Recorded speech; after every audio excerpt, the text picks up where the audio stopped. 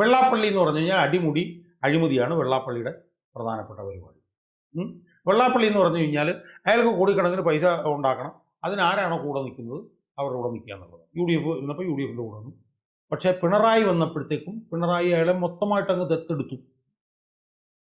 യഥാർത്ഥത്തിൽ ഈ ജാതി സംഘടനകൾക്ക് വലിയ സ്പേസ് ഉണ്ടാവാനുള്ള പ്രധാനപ്പെട്ട കാരണം എന്ന് പറഞ്ഞാൽ പിണറായിയുടെ തുടർച്ചയായ രണ്ട് ഭരണമാണ്.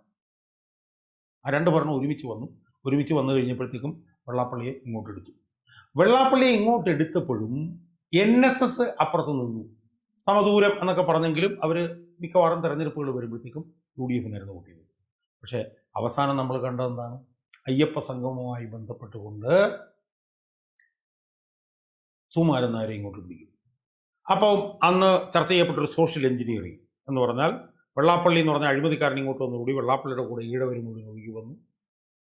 NSSൽ സുകുമാരൻ നായരെ ഇങ്ങോട്ട് എടുത്തുകൂടി, സുകുമാരൻ നായരുടെ കൂടെ നായന്മാർ ഒഴുകി വന്നു. അപ്പുറത്ത് പുന്നല ശ്രീകുമാറിനെ ഇങ്ങോട്ട് എടുത്തപ്പോഴത്തേക്ക് പിന്നോക്കക്കാരും കൂടി ഒഴുകി വന്നു. അതിൻ്റെ കൂട്ടത്തിൽ എന്ത് വന്നാലും കൂടെ നിൽക്കുന്ന CPMൻ്റെ അണികൾ. അപ്പോൾ CPMൻ്റെ അണികൾ plus Vellappally plus Sukumaran Nair plus Punnala Sreekumar സമം പിണറായി വിജയൻ 3.0 എന്നുള്ള നിലയിലേക്ക് സമവാക്യം കിട്ടി.